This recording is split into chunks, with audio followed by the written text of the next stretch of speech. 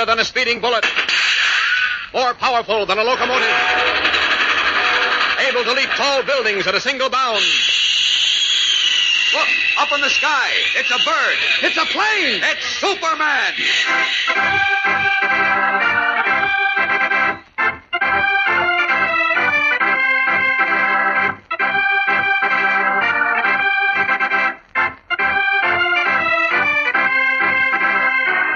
Yes, it's Superman, strange visitor from the planet Krypton, who came to Earth with amazing physical powers far beyond those of mortal men, and who, disguised as Clark Kent, mild-mannered reporter for a great metropolitan newspaper, wages a never-ending battle for truth and justice.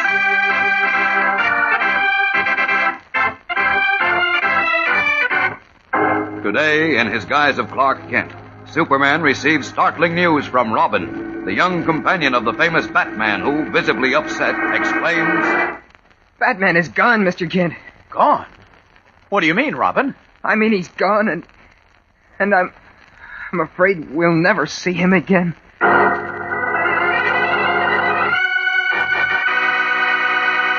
Welcome back, citizens, to an all-new episode of the Batcave podcast. It's your old bat chum, John S. Drew here, and we're taking a little break in between our looks at the 1943 and 1949 Columbia movie serials of Batman with a little special episode here, taking a look at one of the stories of Batman on the radio. When I say we, of course, I do mean our old chum, Mr. Jim Beard. Hey, Jim.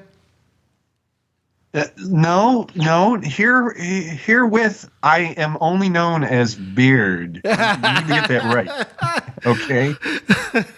I have no first name from now on. It's just Beard. I've elevated to the heights of Houdini or Madonna, even. Well, isn't your Facebook page called The Beard? Yeah. Yeah, you're absolutely right. So, yeah, you must just call me The Beard or just Beard. That's okay. Or just Beard. Hey, Beard, how's it going? Yeah, because seemingly that's how I'm known in the outer world, I guess. I was almost going to say I'm happy to be here, but let's just keep going through this thing. Oh, wow. Okay, so we're already revealing here. So, folks, we talked about at the end of our last episode of the 1943 serial was just to sort of, and I thought we'd call this a palate cleanser, but I'm getting the feeling in listening to this and thinking about how Jim thought about the 43 serial that maybe we were actually making things worse with this radio program. And when I say the radio program, I'm talking about a particular story. We're not looking at Batman's overall appearances, because there were quite a few. Batman and Robin were kind of almost like some of the secondary characters on this show for a good run of the series, along with Inspector Henderson and Candy Myers, the Private Eye, and they would come and go. But this one in particular that we're talking about is, I think, the only one where Batman actually has the title. It's called Batman's Great Mystery. And I'm guessing from the sounds of it, Jim, it didn't grab you as a Batman story. Well, two things. Okay. I will find you. I will hunt you down and make you pay for making me listen to this. And the only great mystery of this is why anyone thought that this was okay.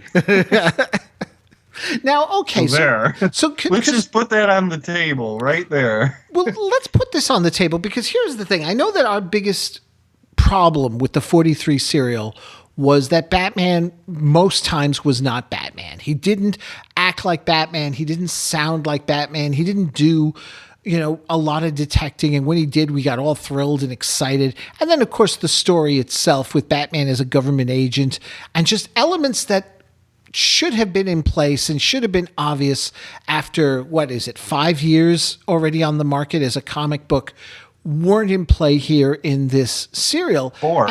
Only that 4 years. Yeah. Okay. Yeah, 1939 to 1943. Okay. So here we are 9 years later, and we've got, and as I say, Batman and Robin both being a regular, and then we've got this, and I also did pick it because it was the shortest of the stories. I was good enough to save you from that. Thank God. But what was it about this that didn't work for you in terms of the character? We'll talk about the story. We're going to do a brief rundown. We're not going to do it beat by beat here. We don't want to drive. We drove ourselves crazy. Well, or at least I drove you crazy. I happen to find a sort of goofy charm to these. I've actually been listening to all of the Superman adventures. I'm currently on March of 48 at the moment myself. Yeah. Where to begin to unpack this? You know, it's funny. Actually, the more I'm thinking about it, you could do a rundown of the story because there is barely any story in this thing. You know, yeah. It's what is it? 13 parts. 13 parts. 13 parts. Do you know how much time that added up to altogether? Is it was like a 15-minute show, right? Right. Yeah, so do the math, whatever that adds up to be. Well, see, that's the other thing too, though. But you could, and see, this is what I did because I was listening to them on my way back and forth. I had heard them just recently because this story actually takes place in February of 1948, and as I say, I'm currently listening to March 1948. I'm kind of following along day by day. Okay. First of all, that's the first thing. I mean, obviously, we were listening to them in one stretch. They're really meant to be listened in one go. But as I was listening, just to refresh my memory, I would skip the entire opening and the recap because you didn't need that. And then, of course, you skip over the commercial, which for the run of many of the episodes was just the reading of names of a Superman contest. And you know what? I was doing something else and had these on, although listening, and I had a little notepad by me to scrawl notes with 3 or 4 exclamation points after each one of my notes and underlining things furiously, angrily.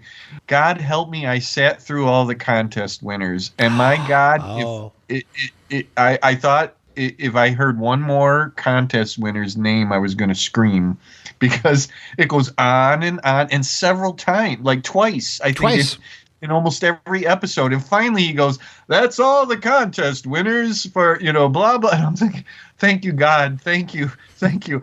The funny thing is as it goes on, episode after episode, the announcer starts to make more mistakes. He's not bad when he starts, but he's rattling off so many names and so quickly that he starts to trip over them. And at one point he actually goes, rather that, he says it wrong, and then he goes, or rather, blah, blah, blah. And there's funny times where he like trips and then he pauses, like you can tell he's trying to recover, and then he goes back into the names. Let's get this out of the way. 2 funny things stuck out to me.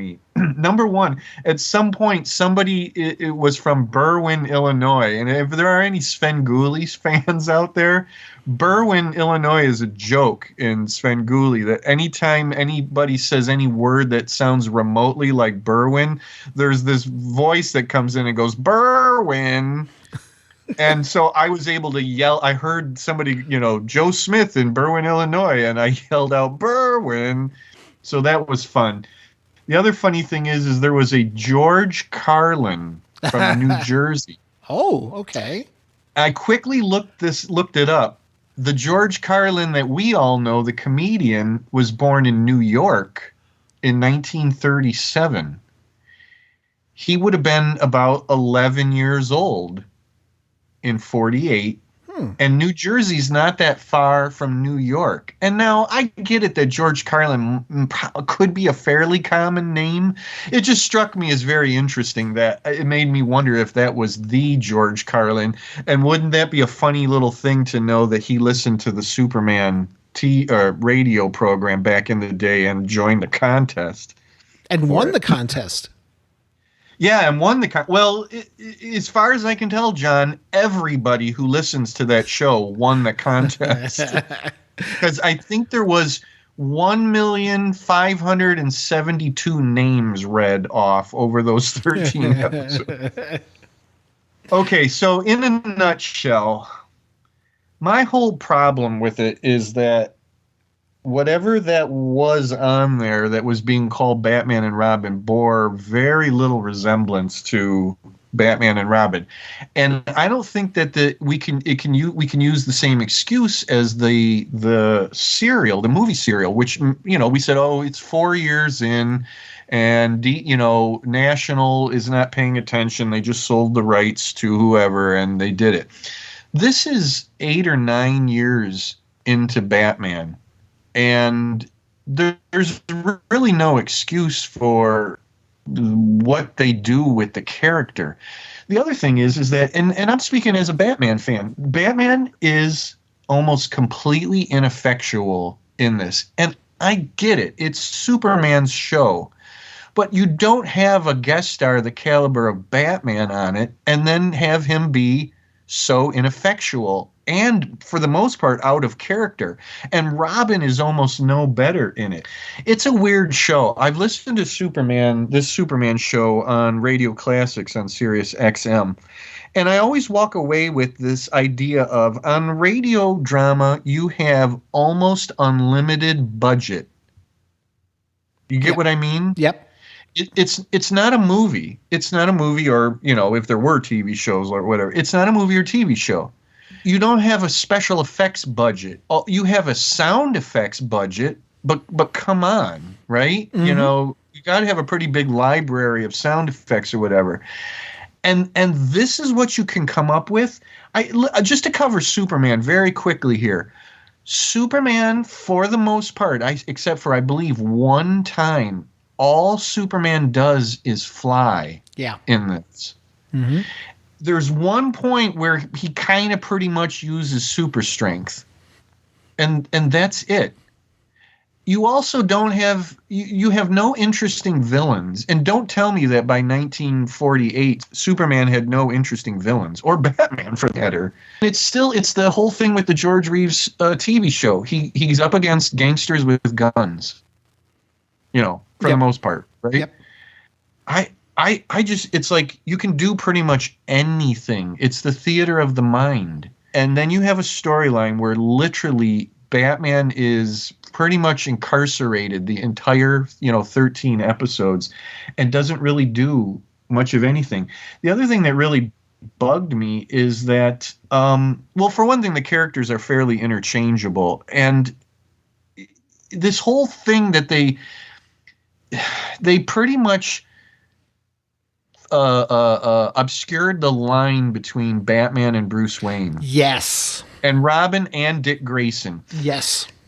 And that's tantamount to treason as far as I'm concerned. In my Batman world, that's tantamount to treason. They play fast and loose with it over and over and over and over. Our main bad guy has discovered that Bruce is Batman. Yes. Never explained.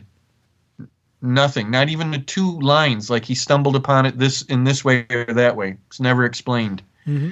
Over and over and over again, there's all this stuff. Oh, for one thing, Batman and Robin live in Metropolis. Yes, that was established from the very beginning with the Superman show. Okay. Weird. That's just weird. Right. And it's alternately described as Bruce's house, yes, Batman's house, yep, and Robin's house. Now, it does have Alfred in this, and I'll give them that much. Mm-hmm. And I don't have any quibbles, I think there's one scene with Alfred. Right. But Alfred is either Bruce's butler or Batman's butler or Robin's butler. Oh, this is kind of funny. Batman is, quote, the only man in the world that knows that Superman is Clark Kent. Yes. Yeah. They know each other's secrets, but Robin doesn't know. Yeah. Yeah. That's the other thing. It's like Robin doesn't know. Yeah. It's like, and they even make this whole jokey thing at the end, and it's kind of merciless too. A short time later, in the house they occupy as Bruce Wayne and Dick Grayson, Batman and Robin have been seen and pronounced fit by their doctor. Now, after showers and a change into fresh clothes, they're in their kitchen with Superman, who has resumed his guise of Clark Kent. Bruce is making a 3rd round of sandwiches, and Dick is pouring a 2nd bottle of milk. Say, This is good eating. I must have been hungry. Well, good. I'll pick some more sandwiches. Mm-mm. Oh, don't make any more for me, Bruce. I'm full. Keep working, Bruce. I'll eat Mr. Kent's share. Okay, Dick. If you can take it, I can dish it up. You keep dishing, Chum, and I'll keep taking. Where do you put it all, Dick? Oh, I'm a growing boy, didn't you know? Or maybe the fire gave me an appetite. Oh, don't remind me of that. For once, I really thought we were done for. Well, me too. And we would have been if not for Superman. Hey, that reminds me. I didn't thank you, Clark. Oh, forget it, Bruce. Huh? What are you thanking him for? Why? Because Well, that's a fine question to ask, Dick. Didn't Clark find and identify that recording of Jones's voice I left behind? Oh, that's right. And then he turned over the info to Superman, huh? Well, that's about right, huh? Hey, Clark? Yeah, something like that. Something like that's good. And what are you two laughing about? Who, me? Yes, you. There's something going on that I don't know about. Now, what gives? Well... Maybe we'll tell you sometime. Yes, maybe. Oh, come on, tell me now. No can do, sonny boy, so forget it. Now we... Maybe I can guess. Don't bother, Dick. Forget it, I said. About, like, we have this joke between us, and this poor stupid kid doesn't know.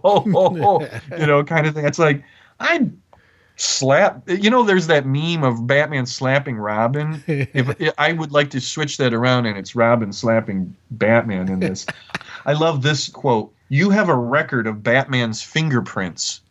Superman says this at one point. He may say it to Inspector Henderson. Yep. Like, how and why? I can, You know? I can one better that because you talk about Batman's house, Bruce Wayne's house, Batman's money. Yes, I have a plethora of notes about the fortune. Quote: Batman is a very rich man. Clark says to Lois, I believe, yes. and Inspector Henderson. He says it over and over again, like it's common knowledge. Mm-hmm. We'll go out to Robin's house now. Henderson talks to, and I underlined this, Alfred about Robin. Fanatics will go to any amount of trouble to gain their selfish ends. Then there's another thing. What's that? Batman is a very rich man. If he were out of the way, an impersonator could make off with a fortune. Uh-huh. Hey, that makes sense. Now maybe you've got something, Kent. You go through with a fingerprint test, Inspector? Well, I can only do it on one condition, Kent. What's that? That someone closely connected with Batman, in this case Robin, makes an official complaint, including a statement of his belief that the real Batman has met with foul play and is now being impersonated. Okay, Robin will do that. Come on, Inspector. We'll go out to his house right now.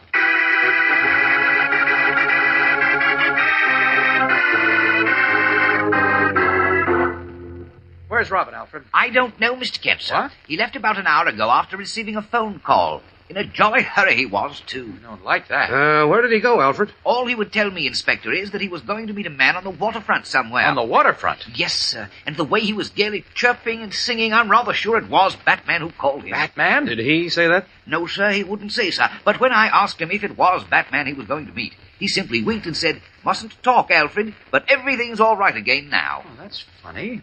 Batman is supposed to be in Willow Falls. Willow Falls, sir? Yes. Say, that's right, Kent. Why should he tell Robin to meet him on the waterfront? He wouldn't. Unless what? he is a phony, as I suspect. Look, Inspector, you better get your men down to the waterfront and look for Robin. Right. I'm going back up to Willow Falls to shake the truth out of that man who calls himself Batman. So long. Not about Dick, Yep. but about Robin. Yep. As if Alfred worked for Robin, not for Dick. Mm-hmm. This was weird. I realize it's part of the whole thing. Perry White is the mayor of Metropolis. Yes, there was a By whole this point. there was a whole storyline with a criminal organization that was trying to get their guy in for mayor, and the mayor that was running was sort of like put out of action, and so they were all like, well, there's only one person who could step up, and that being Perry, and he wins. Okay. Yeah, but of course it also leaves the question: why is Perry still running the Daily Planet too? Because isn't that like a what do they call it, a conflict of interest? Yeah, in the Spider-Man comic book a few years back, when J. Jonah Jameson became mayor of New York, he was not the publisher or editor-in-chief or whatever of the Daily Bugle, right? I think that would be a little bit of a conflict of interest. I tell you what, I have a lot more ranting to do, and I'm sure you're just really looking forward to it. Why don't you give a rundown of the, and I use the term loosely, story right now. Okay. Well, here, like I said, we're not going to do this whole beat by beat thing, but as Jim pointed out, there is this character, his name is Mr. Jones, and he comes to Bruce and tells him that he knows that he is really Batman, and he tells him, you must come with me. Now, earlier, Bruce had warned Dick that he might disappear, which I also thought was interesting. He says, I might disappear and you may not see me again or something. So he kind of knew Mr. Jones was kind of coming. He even knew that to the point where he had a recording device set up to record their last exchange before he went off with him. So, Dick calls, Robin calls Clark Kent. I'm not so sure that we don't know. Somebody, whether Dick or Robin, calls Superman or Clark. Well, he calls Clark. He calls Clark because he doesn't know that Clark and Superman are the same. That's right. Yeah, right. And so Clark comes, listens to the recording. He's certain he's heard this guy's name, the voice before, so he takes it back. And this is a running thing throughout the whole story. Who is this mysterious voice? Why? And there's no real mystery to it in the end. We find out it's just this guy who's running this bigoted organization that wants, America for Americans type deal, and let's not help the foreigners because this is a big thing during the 1940s. After the war, there was the arguments of should we be sending our funds to foreign countries to feed starving people when we're dealing with our own stuff here at home. Right. And the Superman show dedicated itself to all men are created equal. We must help. In fact, the last commercials after when they stopped with the contest, after that they started running PSAs for equality. Gang, let me tell you once again that the biggest job you, the boys and girls of America, can do today is to lend a helping hand to the less fortunate children of Europe and Asia, those innocent victims of the last war who haven't enough to eat. Helping those poor young people gives you an opportunity to do something that is really worthwhile, something that will make you feel proud. Believe it or not, there are 230 million of those hungry children all over the world who look to you, the lucky boys and girls of America, for a helping hand. They're counting on you. Their faith in you is their only hope for a healthy future. Don't let them down. They'll pay you back for acts of kindness all their lives with understanding friendship, the kind of friendship that leads to world peace, and that is very important. How can you help? By joining the Crusade for Children in your city. Members of the Crusade for Children canvass their neighborhoods for contributions. They give plays and parties to raise money and raise additional funds through the sale of cookies and candies, which they make themselves. They do lots of other things, too. All sorts of things that will bring in money, which is then used to purchase healthful, nourishing foods to be sent starving children overseas. It's real good, helpful work. And it's loads of fun, too. So don't waste any more time. Join the Crusade for Children tomorrow. Find out from local service agencies if there's a chapter of Crusade for Children in your city. If there isn't one, do something about it. Get your teacher or social service worker to help you organize a chapter. Get your parents to give you a hand, and ask your friends to join you in this very worthwhile activity. Remember what I said before. There are 230 million starving children in Europe and Asia who are counting on you to help them grow up strong and healthy with proper foods. Don't let them down. Yeah. So... right. So he, nobody seems to have heard this, but then Henderson calls and says, you got to check this out. There's one of these hate groups, and Batman is the guest speaker. I'm biting my tongue. Keep going. Okay. They go to the event. They find out that basically, Clark does, and Clark finds out that Batman, the Batman that's up there is a fake Batman. Robin tries to talk him out of doing what he's doing because Robin doesn't know that he's fake, and Batman strikes him and knocks him out. And so Robin has to kind of lay low while Superman does some more investigating of his own. He confronts the fake Batman. Meanwhile, Robin and this was weird. Robin receives a call from Batman to go meet him at a hotel room. He's then captured.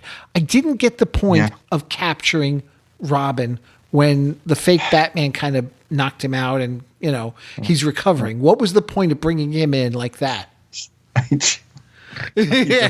don't know. Exactly. I don't know.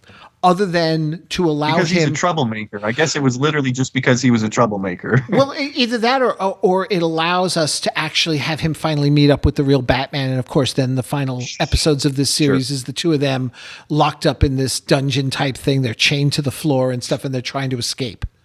I think it was like a Civil War era dungeon. They kept reminding us of that quite a bit. Yes.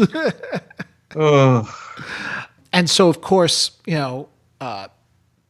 when Clark and Henderson speak to Alfred, they're like, oh, well, Master Robin went off looking because he got the phone call and he said everything's going to be all right. So Superman's got to go check this out because now Robin is missing. And this is where they came up with that thing where you said about the fingerprints, because they checked the hotel where our fake Batman was staying and the fingerprints do not match those of the real Batman.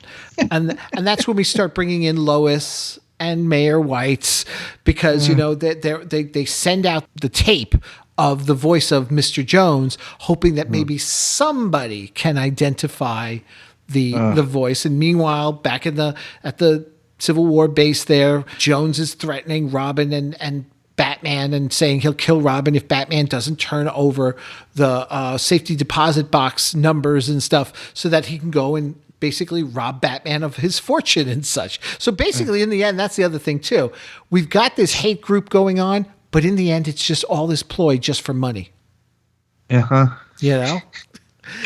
Clark finds out the name of the man, the leader of this hate group and stuff, and we get this whole silly thing going on with the man who identifies the voice. He's this farmer from outside Metropolis and stuff, and he can't find the address of the place where this guy, because basically he gets literature from them since he went to a meeting or something.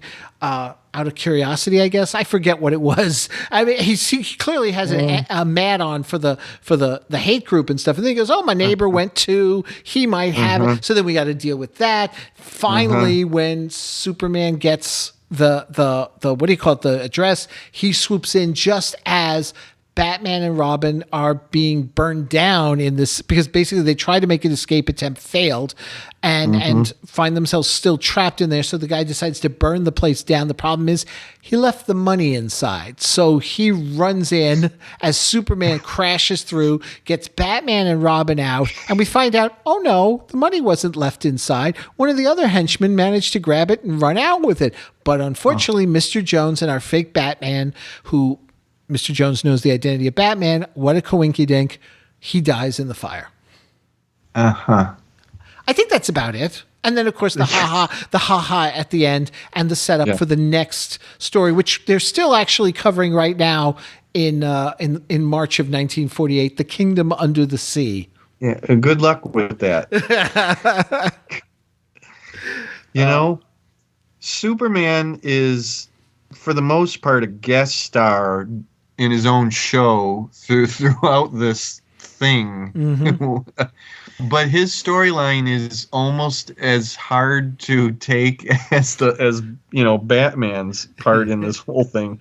Everything with Clark/Superman trying to find out who Mr. Jones is like some of the worst padding ever. Right. And I'm going to go back to this thing that I said about you have unlimited budget. This show should have really been called The Adventures of Clark Kent. Yes. He's more Clark Kent than anything. And it's interesting because you can see how the George Reeves show, the way they handled Clark, played off of this radio show. Oh, absolutely. Clark is almost Sorry? No, I was going to say absolutely. They canceled the radio show to make way for the TV show. Yeah. Other than, the clever way the actor changes his voice when he changes from Clark to Superman to Clark. Yeah. And that's fun. There's no real difference between them. Clark is not nebbish. He's not a shrinking violet or anything like that whatsoever. Here. He can be. Here what? Here in this particular story, he can be a bit of a shrinking violet at times. Okay. Yeah. Well, he's definitely not in this story. In fact, he's all over Hell's Half Acre. But again, it's like there's little to no reflection of the actual comic books. with what's going on. Superman, I guess they said, you know what? If we did Superman the way we should do Superman, this would be one episode. Because Clark Kent is Superman. He has all these incredible powers beyond those of mortal men, and never uses them. He could have very quickly determined that the fake Batman was fake. Mm-hmm. Like, he knows Batman, right? Yes. And it's like, how about you use your X-ray vision to look and see if this guy in the Batman mask is really Bruce Wayne or not? Use your hearing, your super hearing, to determine, how many other different ways. And I know that in 1948, all right, you know what? I'm going to take it back. I believe he had X-ray vision in the comics by 1948. Does he have X-ray vision in the radio show? If he does, I don't recall him. Like, as you say, most of the time Superman flies about. There are moments he does get into some fisticuffs, but with not who? Well, like, if there's a large group, and it's got to be a large group. If it's one or two people, we don't even very often get the whole, that's useless, your bullets bounce off me type deal. We don't even get that too often. Wow. If there's like a large group of men coming at him, then all of a sudden it's like, all right, boys, how about this? Here's a little for you and a little for you. And it's like, and that's it. The only time he ever really, and so far up to this point, the show started in 1940. I'm up to 1948. The only time the show ever really got into what might have been considered, well, it would be considered comic book. And even then they really failed to deliver on it. There was a story where a German scientist imbues this former German soldier with atomic power, and he becomes Atom Man. So because it's this whole story, Superman versus Atom Man. And oh my God. Think almost Superman 4, The Quest for Peace, in that regard. And they just didn't deliver on what the potential was. They even got a great voice actor for the It's like the Batman serial that we just went through. It's these people have the license for these comic book characters, but they can't think outside of the medium that they work in. They have the opportunity to do a Batman serial, but they cannot think outside of the cliches and tropes and standard operating procedure of a serial.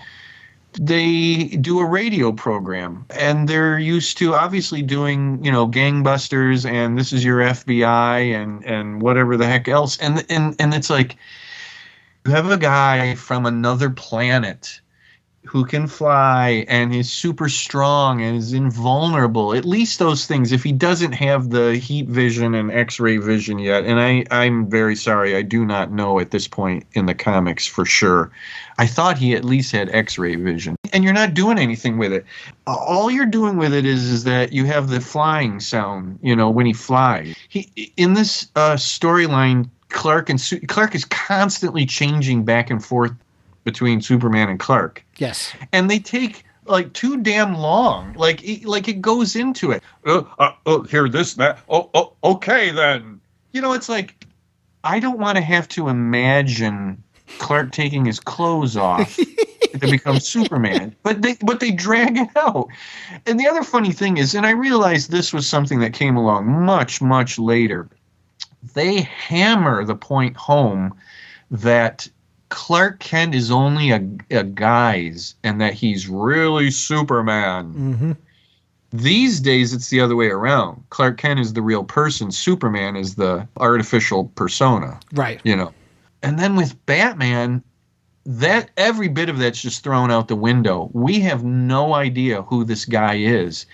He seems to be Bruce Wayne. It's like the Spider in the Pulp novels. It's Bruce Wayne, famous criminologist, who sometimes goes around as Batman, although the whole world knows it, Mm-hmm. Why that's even a plot point in this, that Jones knows that Batman is Bruce, Bruce is Batman, and holds it over him when everybody else seems to know. And here's the other thing. Well, they seem to know, but I don't know. See, that's the thing. They keep dancing on that because it's like, because there are times where, like, Robin goes, well, when Batman, it's I know. like, and I'm screaming at my laptop going like, what does it matter? Just say it. How does Jones's men not know?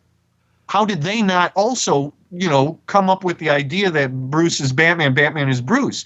Because Jones is playing fast and loose with it too. Like, okay, so he dies at the end. He didn't tell any of his men, and some of his men are still alive. Yeah.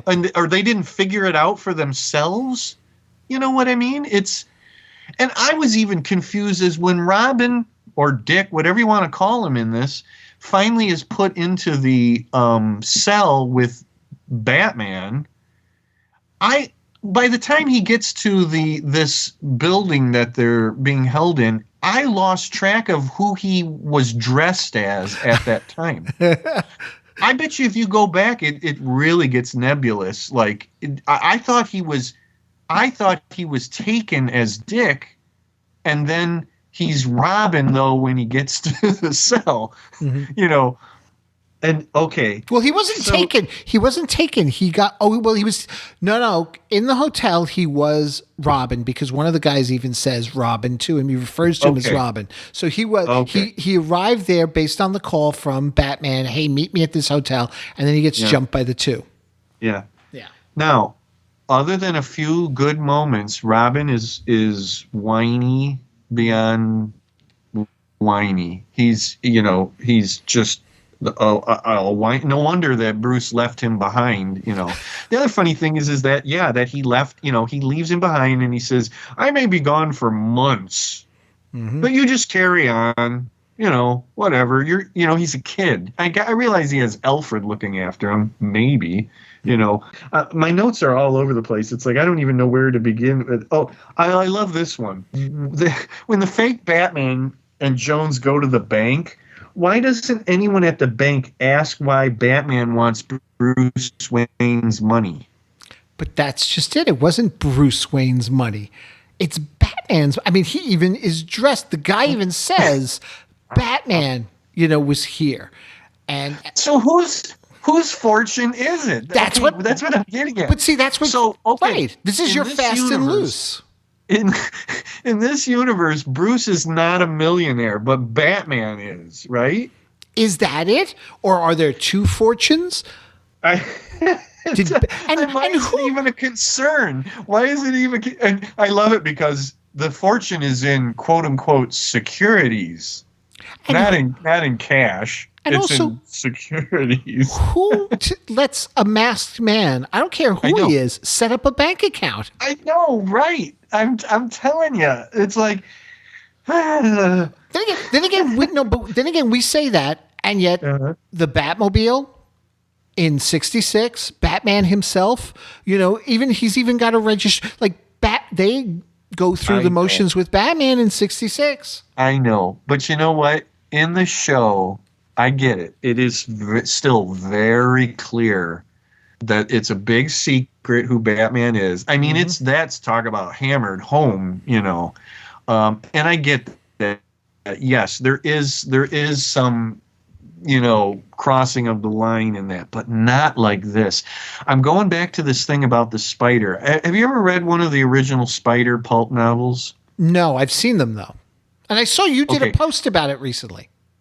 Yeah, Will Murray is writing the new Spider novels, the official new Spider novels. The Spider was a guy named Richard Wentworth, and it has one of the weirdest setups that he is Richard Wentworth, but he changes into the Spider to fight crime. But Richard Wentworth is a known criminologist who... His secret is so slightly held. It's like everybody kind of figures that he is the Spider, but doesn't really say anything much about it. The line is just completely blurred between it. I'm almost thinking that they're playing stuff. Like they're making Batman to be, and Bruce Wayne to be like Richard Wentworth and the Spider, where it don't really matter that, there's not like, why does he bother to wear a mask in it? When we get to Batman and Robin being incarcerated, it gets really difficult for me as a Batman fan, because not only is Batman ineffectual, but he gives up at I think more than once. Yes. And it's not a ruse. He gives up. Batman and Robin in their ancient prison barracks have been trying desperately to free themselves from the heavy, rusted shackles. In the long, low, dimly lit room, where their ankles are chained to iron staples embedded in the wall beams, the dynamic duo have been bracing their feet against the wall, then throwing themselves back violently against their chains, hoping to snap them, or to pull the heavy staples from the beams. And each time they lock their teeth tightly to keep from crying out as the cruel chains cut into the flesh of their ankles. Oh, it's no use, Batman. These chains won't break, and these staples won't come out. I'm afraid you're right, Robin.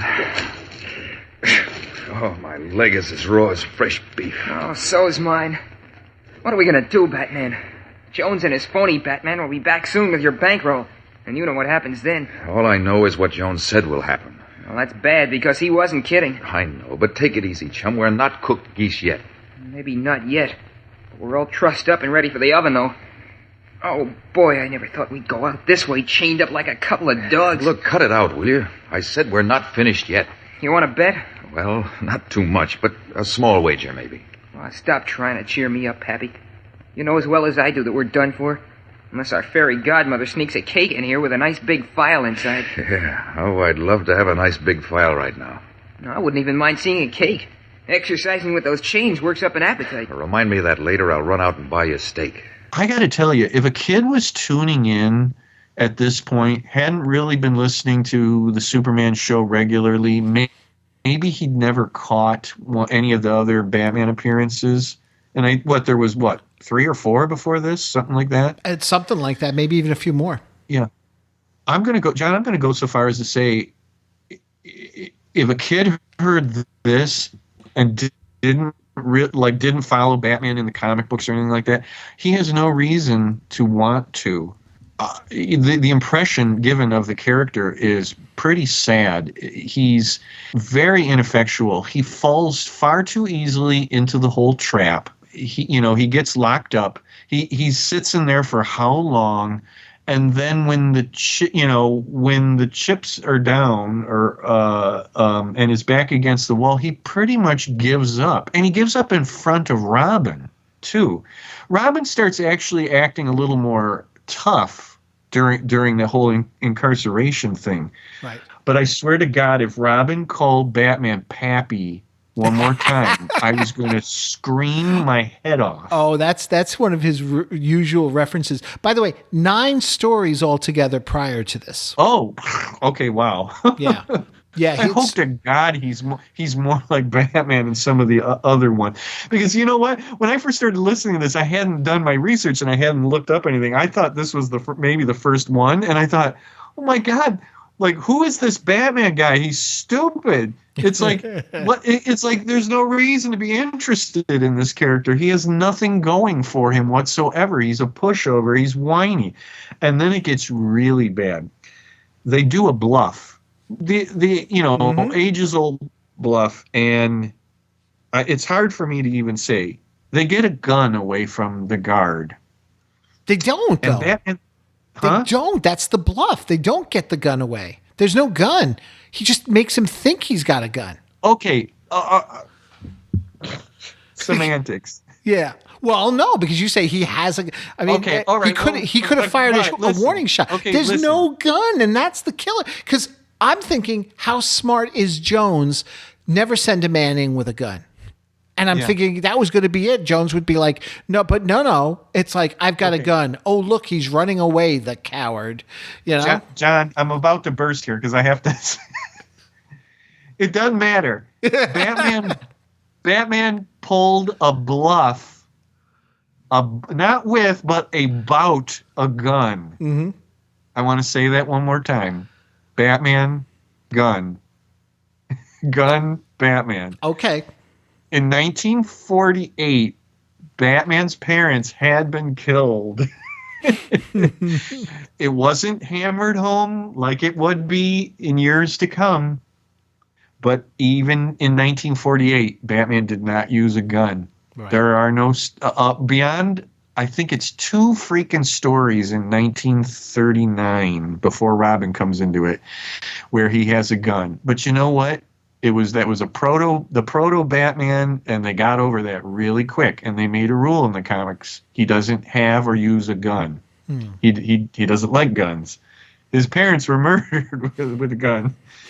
I hated that. I don't even care if he didn't really have a gun. He uses a bluff of having a gun and threatening somebody with it. My mind flashed to 1964 when Julius Schwartz takes over as editor of the Batman line of comics at DC, and he makes the worst mistake in the very first quote-unquote new look Batman story in Detective Comics. Batman and Robin bust up a gang of crooks, and Batman picks up one of the crooks' gun and holds the crooks at bay with the gun. And I love this because fans went ape. They wrote letters to Julius Schwartz and said Batman does not use a gun. Julius Schwartz had to apologize and because he wasn't really up on, Batman, and said will never happen again, and it didn't. So my mind flashed to that. So I hated it, of all things, to bluff their way out that it's about a gun. And like I said, even at this point, here's one more. I'm jumping back and forth between Superman and Batman because, like I said, my notes are all over the place. The whole thing with Superman trying to find out who Jones is, and I said it before, is the worst filler imaginable. Yeah. That thing with the old guy who comes to him and says he knows who the voice belongs to. Yep.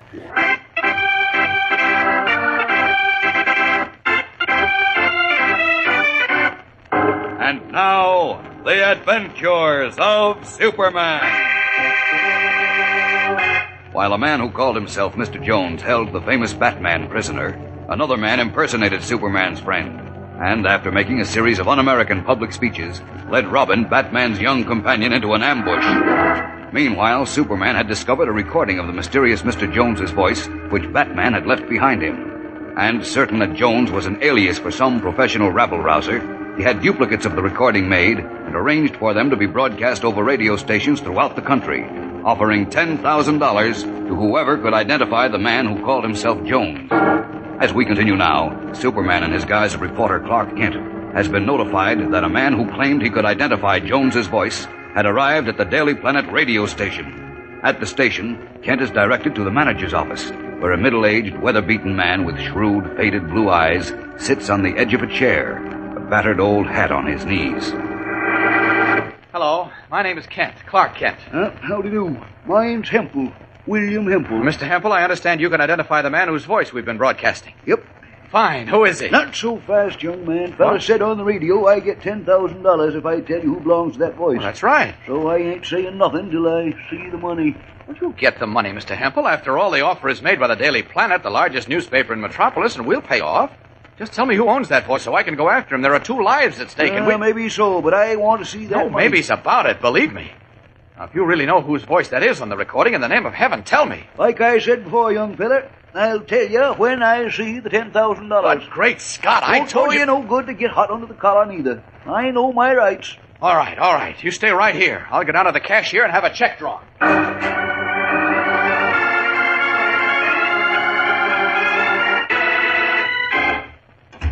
Okay, Mr. Hempel, here's the check. Drawn to your order. Fine. Let's have it. No. I'll hold it if you don't mind until you've identified the voice, if you can. I can.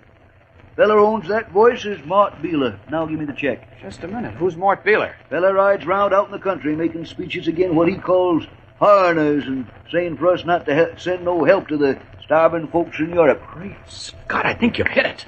That's the man I heard once way up in Maine. Yes, now I recall it is his voice on the recording. Sure it is. Give me my check. Here you are, Mr. Hempel. Much obliged.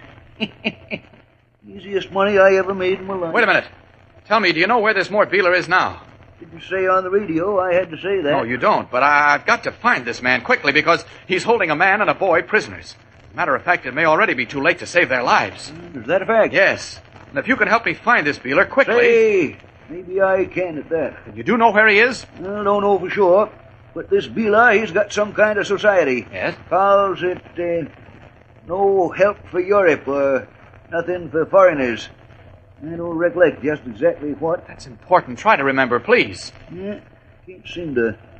Never paid no attention, count I don't hold with fellas like him. They're always trying to stir up bad feelings. Ain't good. That's right. Now, if you can remember the name of his outfit, I can trace him Yeah, and then... but I can't. Come to think of it, though, the name and the address, too's on his envelopes. Oh? Ones he sends out to folks asking for contributions. Wonderful. Do you have one of them? Seems to me I should have. I always keep envelopes to figure my taxes on. Buying paper. Good. Can you let me have one of them right away? Well, you're home, up on the farm. It's just below Mayfield, about 90 miles upstate. Only 90 miles? We can be there in a minute or two. Come on, Mr. Hempel. I'll be there in a minute or two. You know what you're saying, young fella? Huh? Oh, well, that is... Look, Mr. Hempel, you've heard of Superman, haven't you? Yep, sure I have. Well, he's a friend of the people whom Mort Beeler abducted. And he's here in this building right now. Yeah? Where? You're joking. No, I'm not. You wait right here. I'll see that Superman joins you in a few seconds.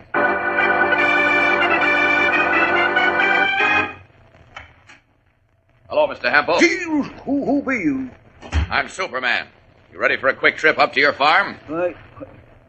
You really Superman? I certainly am. Just open this window. Well, I'll be... There we are. Now, up with you, Mr. Hempel. Hey, wait. Put me down. What you aiming to do? Give you the ride of your life, old-timer. Now, don't be frightened. Up, and away!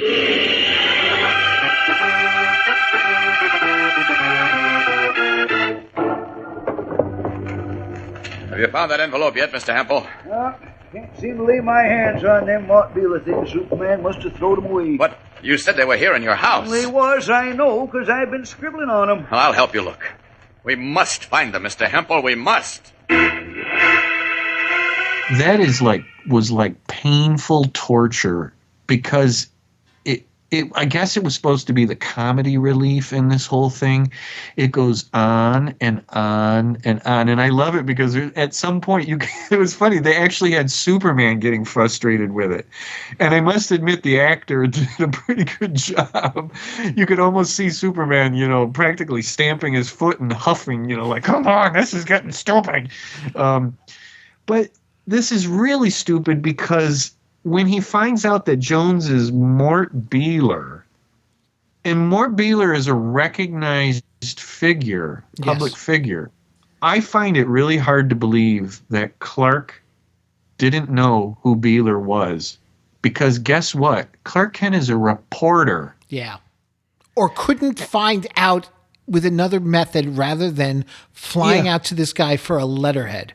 Yeah, I know. It's beyond, I just didn't get it. Yeah, and it goes on and on and on and on and on and on. Yeah. And I guess it was supposed to be to create tension because he can't find Batman. But you know what? He doesn't even really look for him. He keeps following this line about the voice.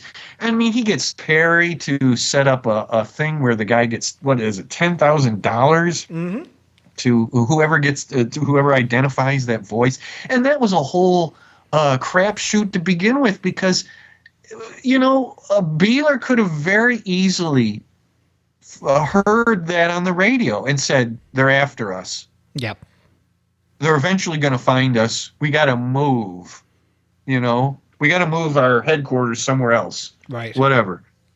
It's just, this whole thing is just strung together so loosely, and I'm gonna say, by this point in the show, what'd you say? It was 8 years at this point. 8 years of the program at this point. Yeah, and they're on 3 years of Batman. Yeah, they're on autopilot, and that's putting it mildly. And you know what? It is. It's so. It's very obvious that the show is for children. If any adult listened to it, I question. I'm sure there probably were some adults, but it was just. You said it had a goofy charm to it, and you know what? I'll give you that. I think it's somewhat important for a Batman fan to know the permutations of the use of the character throughout these early years to see where it had gone and how it was used. But just taking it for what it is, it's very, very frustrating as a Batman fan. And I know I'm people are going to say you're looking at it from 2021 view. Well, no. I mean, I'm looking at it from 1966 through 1920, 22 or 21. I'm looking at it from all my life's, interest in the character. And I'm trying to put myself in the mindset of someone in 1948 listening to it. I would have walked away with thinking like, Batman, the guy's just a total nothing. He didn't do anything. Even. I mean, again, if it wasn't for Superman, they would have been, toast. Mm-hmm. Superman breaks in there, and that's the part where I'll give it that he used super strength, or I guess invulnerability. He had to break into the building. Motivated by selfishness and greed, a rabble-rouser named Mort Beeler, who masqueraded as a Mr. Jones, captured the famous Batman and arranged for a man who had been trained to impersonate Batman to make un-American speeches. Then Robin, Batman's young companion, was led into an ambush and captured. While Superman tried to trace his friends by the means of a recording of Jones's voice, Jones and the impersonator appeared at Batman's bank and took possession of his large fortune. Then they returned to an old revolutionary barracks far upstate to do away with Batman and Robin. There, the dynamic duo staved off disaster temporarily by overpowering a guard and pretending to have a gun. But Jones countered by setting fire to the ancient barracks in which Batman and his young companion were chained to heavy beams. By a grim stroke of fate, Jones and the impersonator were struck down in the burning wreckage when part of the roof collapsed. Now, as Superman zooms down into the flaming building, the rest of the roof is buckling, about to collapse upon the unconscious forms of Batman and Robin. Batman! Robin! Oh, they're unconscious. And chained. Hey, that roof's going to fall in a second. I better rip these chains out of the wall, like this. There. I'll just wrap my cape around these two like this. Uh-oh, here comes that roof. Swiftly covering his unconscious friends with his brilliant red cape, Superman stands above them, shielding them as the blazing roof plunges down with a roar upon his head and shoulders.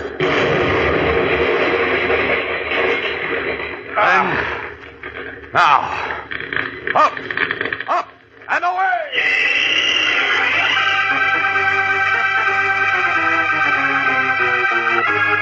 Unharmed, the Man of Steel shrugs the burning timbers from his shoulders and, protecting the two limp figures in his arms, leaps from the inferno high into the clear, cool sky, looking like a gigantic phoenix, the fabulous Firebird.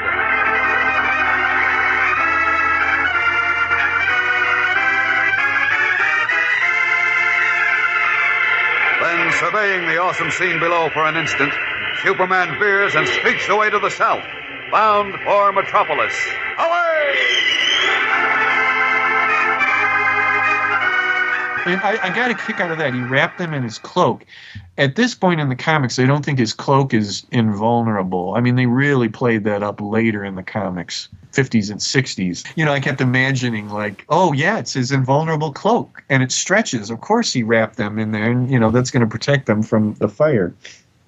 Mm. Well, you want to hear something even more frustrating then, because you hate that whole part where they're just helpless, chained to the floor and stuff. They did something similar with the two of them in an earlier Superman story. Instead, though, they're trapped and they're being drowned. Yeah, thanks, John. That really helped. to know that they repeated something. They repeated the ineffectuality of Batman and Robin. I have a funny note here. I'm looking at it. And I wrote, Hope Jones does shoot Batman and Robin. Wow. Oh, my God. I don't even know. I'm going to give you this one last thought. A quote, Bruce is making a second round of sandwiches. I'm going to get that put on a shirt or something, or have someone do one of those hand-stitched samplers, and I'm going to frame it and put it up on the wall. Bruce is making a second round of sandwiches. Listen to me, not Alfred, but Bruce. Yes. And the kicker is that Superman was hungry. Yeah. Need I say more? Let me ask you this then, okay? Okay. No, because I'm ready for it. Because we've had our issues with the 43 Batman, and obviously we've got our issues. But if you got this thing makes the 43 serial look like Frank Miller's Dark Knight. Okay. Returns. Well, okay. Now, see, that was what I was going to ask you. But are you basing that on story or character? Because our big issue was we knew that the story for 43 was going to fall into the serial format. That for whatever reason it was not going to escape that. But we also had our issues with Batman, from the costume to the accent to the fact that Bruce and Dick couldn't seem to get it together when they were Batman and Robin to use their code names. So things like that. Here, at least you got that. When he's Batman, he's Batman. He calls him Batman. It's not Bruce. He slips sometimes when he's talking to other people. But then again, that's a common trope in the Superman serial. There was that bit there where Superman says, "I flew all over the country and dropped off the copies of the radio thing," or I got them all done this morning. And Lois like, "You got them all done?" And he's like, "Well, you know what I mean." She's like, "No," because he slips, because he always seems to forget when he's talking to Lois that he's supposed to be Clark, and like nobody ever seems to, and this happens throughout the whole series, never seems to clue in on the fact that, if these things are happening. I mean, there's even that, and in the next story, The Kingdom Under the Sea, there's a running joke with Candy Myers where, and there you go. Yes, X-ray vision does exist in the radio show, because Candy Myers has a running joke with Clark about Clark having X-ray vision. But he never makes the connection and says, if you've got X-ray vision, you must be Superman. Yeah. The writers of Batman's Great Mystery hamstrung Superman, in many ways to be able to do this story. But even worse, they hamstrung Batman. Batman is kind of just a prop in this. Mm-hmm. It's about him, but it doesn't really involve him. He's barely in it. It's more the fake Batman than anything. He's basically a prop. You know what he is? He's a MacGuffin. Mm-hmm. He's just that thing that you're looking for. And then you rescue, at the end. I'm still the edge goes to the 43 serial, because as much as we kind of rip that to shreds here and there, that's still, it was still more of the character of Batman than this is. And I know I said it a lot during the serial that it's, it's like, why is Bruce even Batman? Why does he bother? Right. In this radio thing, I really wonder, at least it was, then in the serial, it was clear cut that, there's Batman and there's Bruce Wayne, and people kind of wondered or whatever. It was a fairly locked down secret. I'll go back to this in the radio show. I don't know who sat there and wrote this and said, no, Batman's the rich guy, not Bruce. Or Batman has his own fortune, and everybody knows it. Like, why would that ever have gotten out, to the public, into public knowledge, that Batman is a rich man? I'm looking for that quote. Yeah, Batman is a very rich man. I think it's Clark says it to somebody. Oh, and then he talked. Yeah, it's probably Henderson, because it says I wrote, Clark talks to Lois about, quote, Batman's fortune, and he says it real matter of factly, something like, Batman has a fortune, and blah blah blah. Oh yeah, sure, he's a rich guy, like. And again, I want to know whose house that is. Is it Batman's house or is it Bruce's house? It's described both ways. Is it Dick's house? Is it Robin's house? It's really, described both ways. The in effect, both the serial character and the radio character are ineffectual, but the radio character is much more ineffectual. I'd almost be moved to listen to one of the earlier appearances and really kind of hope that there's something special going on there. But you know what? Now that I think of it, I did hear some part of another Batman story, and I remember thinking that same thing. You know what it is? Robin is missing in the story that I heard, or the parts of the story I heard, and Superman and Batman are talking, and Batman's almost having a breakdown. He's a bundle of nerves because Robin's gone, and he's like, I don't know what to do. He doesn't know what to do. He can't think of anything to do, and he's just wringing his hands, and Superman has to pull him back from the jumping off the roof. This sounds like their first appearance. It sounds like, because there was something about that where Dick Grayson meets up with Jimmy Olsen at an amusement park. And it. Yes. There you go. Yeah. He meets up. Yeah.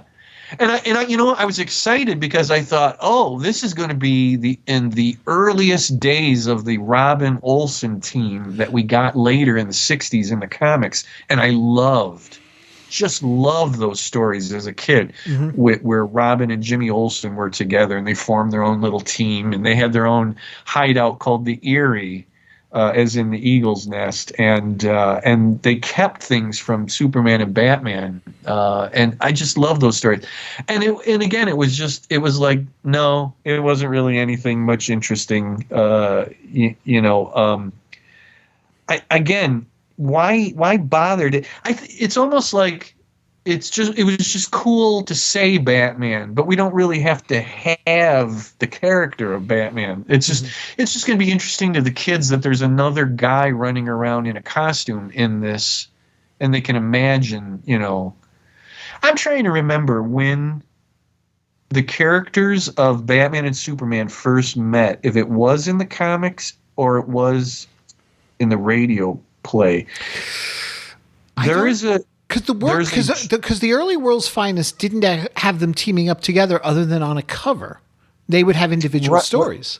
Well, one of if it is the first, but I don't know if it predates the radio program. There's a Justice Society of America story in its first year, and the Justice Society began in, oh my God, this is how far removed I am from, is either 40 or 41.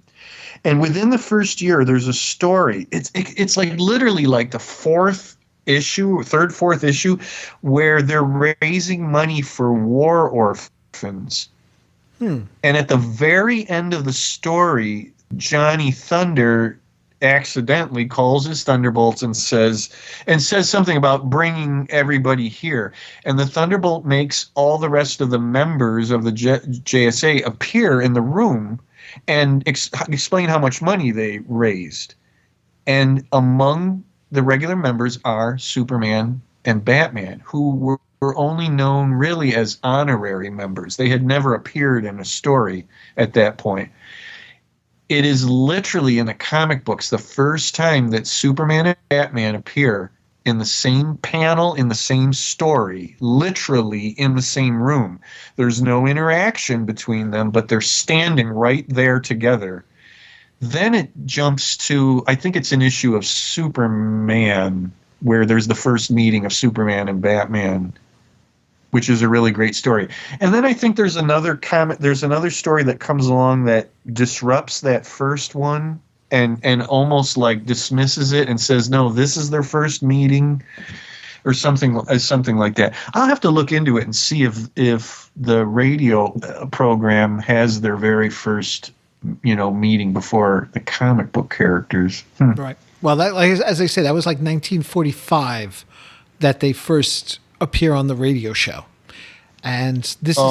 Okay. So they do. They meet in the comic. Yeah. Okay. If we all take that JSA story, as gospel, I do, that, even though they don't interact, they're in the same room together. Right. And then there's a little bit later on, there's a full story where they, for that one and only time, have a full adventure with the Justice Society in the 1940s comics and All-Star comics. They have a full adventure that they take part in, and then that's it. They're gone again. They don't come back until the 70s in the Justice Society. Okay, so very, very interesting. I do thank you for suggesting this, and I'm not really mad. I won't really hunt you down and make you pay for this. I think it's, like I said, it is somewhat important that I heard this and have it now in my storehouse of Batman knowledge. even though it was at times very hard to listen to, because there was little to no craft in it. Right. As a writer, I look at everything like this from the standpoint of a writer, and there's just so little craft in it, and you can tell that nobody at National cares or is paying attention, and if they are, I don't, everybody must have said the radio show is the radio show, and the comic books are the comic books, and the serials are the serials. And never will any of these meet, because they figured nobody, it didn't matter. They didn't have the internet. They didn't have fans, taking them to task. They got letters through the comic books. I doubt if the radio show got letters saying, from a kid saying, why is Batman so stupid in this show? But the thing is, with the exception, and I'll always make the argument, with the exception of the Batman 66 television series, that's pretty much the way it is through most comic adaptations, probably going up until almost, well, actually, I will say Superman the movie was the first in the 70s. To do something that had more, but I mean, like the Spider-Man TV series in the 70s, even Wonder Woman. In the end, I mean, we all love it, and Linda Carter has a.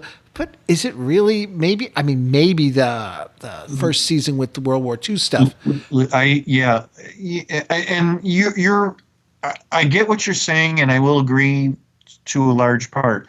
But real quick, and we won't make this a Wonder Woman podcast. The pilot episode of Wonder Woman is almost, yes, I know what you're going to say, verbatim to the comics. Yes, it's an incredible recreation. It is one of the most faithful adaptations of a comic book character, and a comic book story.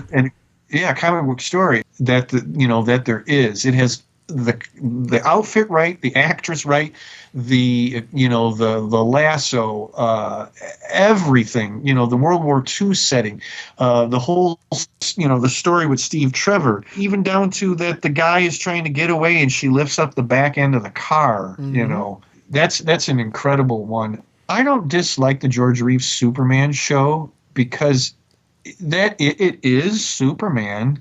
It's just, again, it's like they're very limited by the budget and somewhat in imagination too. There is a story where it's kind of an incredible one, where there's the meteor coming to Earth. Yes, and Superman has to fly up to it and destroy it or push it out of the way, and then he falls back to Earth and loses his memory. Mm-hmm. When you think about it, that's fairly huge for that show. And you know what? The pilot, the origin story, is completely intact. Okay, all right. I'll give you. All right, you're right. I'll give you that one. Krypton, as well. The destruction of Krypton, Jor-El's role, coming to Earth as a baby, being raised by the Kents, that whole thing. That's very well done. And if I'm not mistaken, the Kirk Allen serials did that correctly too. Yes. Yeah. And that's weird. We don't get Batman's origin until 66. Yes. And only very mildly. So we have to wait all the way to. Did the cartoons have Batman's origin? The earlier cartoons. not the Filmation 66, but the Super Friends do a cover of Batman's origin in its final season in an episode called The Fear, written by Alan Brenner. Excellent story. Oh my God. I remember watching that and practically jumping up and hitting my head on the ceiling because I couldn't believe they were getting it right. Yeah. I was almost going to say we have to wait until 1989 to get, well, maybe the full origin for the most part until 1989. I don't know. I'm telling you, that Super Friends one did the whole. Okay. And to this day, I still remember like the crack of the thunder and Bruce crying out, "Mommy, Daddy," as the gunshots go off. Wow. Yeah. And Super Friends, where they couldn't even punch anybody. Well, in that final season, they really adulted. I should say they do. Yeah, they really do. I know a lot of people like to, and again, I say fine, yes, obviously Bruce Timm and the whole thing. But if you look at that Ruby Spears Superman that aired just before it, and the final season of Super Friends, that's really the origins of we can do this without it being goofy. Yeah. Okay. That's Bob Greenberger doesn't totally agree with me, but but so again, I'm really glad that you wanted to do this episode, and I'm really glad to be part of it. And if I come off as a hater, I greatly disliked this storyline. And you know I don't want to go. But you know what? It was fun. It was fun to like make fun of it. You know what? And it's a fair thing. I just wanted to, because we talk about the serials, but and I've always made the argument. It's like we don't get proper Batman as much as people like to say 1966 Batman. Oh, it ruined I'm like, no. And, one of these days I want to sit down and I'm going to pull out like just some examples of 1950s Batman. And I'm like, you can sit there and you can tell me how wonderful the art is and what daring. But in the end, they were damn goofy. I've been trying to read some of them and I'm like. John, it's 40. It's even before the 50s. It's 40s. Mm-hmm. We don't have to go into this now. You people out there, go to comics.org. Pull up for the original run of Batman and the original run of Detective and go to the thing called Cover Gallery and start just going by covers. It starts very early on. Not long after Robin comes in the 40s, there's goofy storylines. They go to Fairyland. Mm-hmm. It's at some point pretty early on.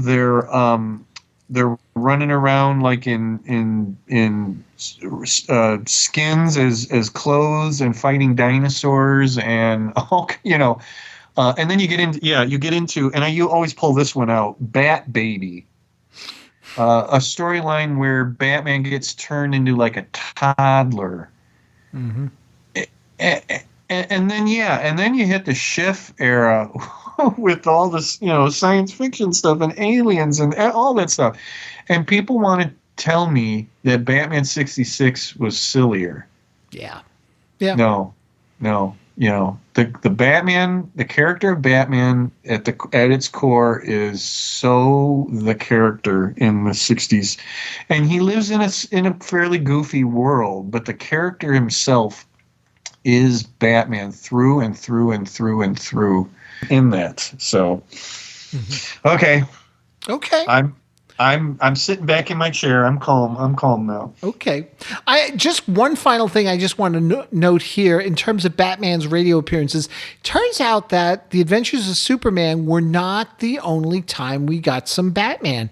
There was, and I can't find documentation on it, but there is a listing here for a Batman and Robin Christmas Carol caper that aired sometime in the early 50s on the radio. It was like a Christmas special that was done with the two of them. And I'm assuming it's a full-length story with them. There is also a pilot episode for something called the Batman Mystery Club. Yep. Yeah. I found this out several years ago, and that they had the idea of, because you have to say, like, how did Superman get a show? Well, but Superman was Superman. It's not like today where Superman is down there and Batman is everything. But Batman was still had to be pretty much their second moneymaker at that point. Like, why wouldn't you give Batman his own show? And then I couldn't believe it. Like, after all those years, and I did not know that they did make a pilot, and for whatever reason, it didn't go ahead. Now, I didn't really know about that holiday special. Yeah, I need to find that one. That's got me really curious. I really want to hear that, and I really want to hear the pilot for the show. I wonder if they even exist. No, you don't.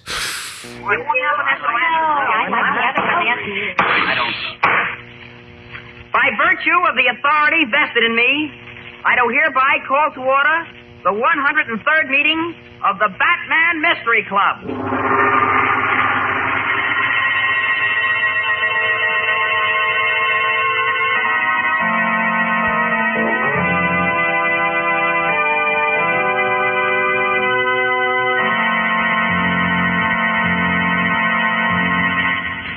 Now it is my privilege to introduce our friend Bruce Wayne, otherwise known as the Batman. Thank you, Robin. Good evening, everybody. You've just heard Robin open the 103rd meeting of our Mystery Club.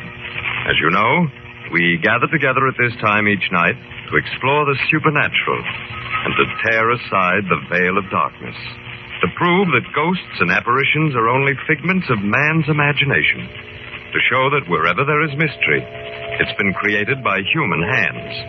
And so, with that thought in mind, I bid you all welcome to the Mystery Club. Since we have important matters to consider tonight, I move that we dispense with the reading of the minutes of the last meeting. I second the motion, Batman. All in favor, say aye. Aye. Opposed? Motion is carried. Are there any questions from the floor? Yes, Richard. I'm a little puzzled about something, Batman. All right, let's see whether we can unpuzzle you. What is it, Richard? Well, in our last mystery, you know, the one we finished Friday night, you told how the little man with the limp, I think his name was Mr. Willis. Mm-hmm. Well, he swore that he saw the ghost of his brother when he visited that medium, Madame Safara. He wasn't crazy, was he? Oh, Mr. Willis was quite sane. As a matter of fact, he was convinced he had seen his brother's ghost. Well, did he?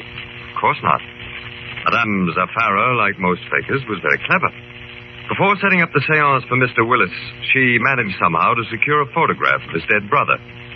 She had a plaster cast made, and using soft green lights, it almost looked like the real thing. Gee whiz. Yeah, but what about the ectoplasm, Mr. Willis? So wasn't that real? Now, ectoplasm doesn't exist, Richard. It's a word used by so-called psychic mediums as part of their phony mumbo-jumbo. It's supposed to be a ghostly emanation. In Mr. Willis's case, what he saw floating around the half-darkened room was a thin piece of white gauze suspended from a string. In his excited state, it looked like a ghostly emanation. Oh, well, I think that clears it up. Thanks. You're quite welcome, Richard. Now, if there are no further questions, we'll proceed to our story. It's a new one tonight, isn't it, Batman? Yes, Marilyn, a brand new one. A ghost story? Well, I suppose you'd call it that, Roger. It's about the monster of Dumfries Hall. All right, now, turn the lights low, Robin. That's better. If I remember correct, it's been ages, but I do have a vague memory of him calling the meeting to order. I think I'm still going to look it up. Yeah, I'm going to still look it up. And if you come across that Christmas one, I'm gonna give it a dive. Maybe we could do a whole episode just about that. Well, it could be a Christmas episode coming up. Yeah, love it. I'm there. I'm there, buddy. All right. I can take it. You can take. Okay, well, you took this, and you took it like a champ. And the next time we get together, we will begin our look at the 1949 movie serial there with our villain, the Wizard. Hopefully, by now, Columbia has learned at least some lessons on how to do Batman properly. One can hope. I think we need to change the name of this podcast to the Gluttons for Punishment podcast. I don't know if you can hear this. This is me ripping my notes up for this. They went into the dustbin. Hey, out there, let me know if that is George Carlin, whose name got mentioned as a contest winner, though. That I do really want to know. There you go. And by the way, Batman would appear in 3 more stories, finishing out 1948. The show would go on for another 3 years, though, till 1951. But that Batman finishes out 48, and then we're done. Good luck to him. I wonder if that has something to do with the movie. Like they couldn't do the radio. He couldn't do radio appearances if they had the movie serial coming up. Gotta wonder. That's very interesting. Yeah. Yeah, because, that could totally happen today. Sure. Very interesting. Yeah. Well, that's going to do it then for this episode of the Batcave podcast. Stay tuned. As I said, we're coming up with 1949. Jim and I will be back real soon. Plus, we'll be continuing our look at the Filmation 77 series with Joe Stuber. Dan Greenfield and I need to get back. We know it's just been trying to find the scheduling thing to the 66 comics from DC. And, of course, our looks at Electra Woman and Dyna Girl and the Monsters Squad. So that's all coming here on the Batcave podcast. Until next time, thank you so much for listening. Once again, Jim, everyone, take care. We'll be back in a moment with the tense climax of today's episode. So keep listening. Stand by now for more contest winners. Here they are. Albert Mansley, Wilmington, Delaware. June Bishop, Fitchburg, Massachusetts. James Bristow, Topeka, Kansas. Vincent Rotondo, Trenton, New Jersey. Larry Huddleston, Atlanta, Georgia. Jack Lator, Shorewood, Wisconsin. John Picone, Beverly, Massachusetts. Jerry Cobb, Paducah, Kentucky. Valerie Anderson, Monroe, New York. Mickey Catalano, Chicago. Billy Harrison, Camden, Arkansas. James McCorrell, Omaha, Nebraska. Alvin Hodgson, Wisconsin Rapids, Wisconsin. Donald Bird, Brooklyn, New York. Bernard Dotger, Philadelphia. Marjorie Connick, Norfolk, Virginia. Jerry Pearson, Minneapolis. Kenneth Butts, Topeka, Kansas. Patricia Hitchens, Savannah, Georgia. Richard Hinnershitz, Burnsboro, Pennsylvania. Claude Phillips, Hope, Arkansas. Dorothy Berkowitz, Winthrop, Massachusetts. Bernard Cantor, Brooklyn, New York. Peter Phillip, West Allis, Wisconsin. Ann Daniels, Redwood Valley, California. Edward Zipser, New York City. Grace Ura, Brighton, Colorado. Marianne Giuliano, Chicago. Richard Green, Miami, Florida. Arlene Quicklinski, Milwaukee, Wisconsin. Herbie Cowan, Conyers, Georgia. Daniel Sullivan, Nutley, New Jersey. David Myers, Glenshaw, Pennsylvania. Robert Nuttleman, New York City. Eddie Harmon, Norfolk, Virginia. Tony Tomasula, Norwalk, Connecticut.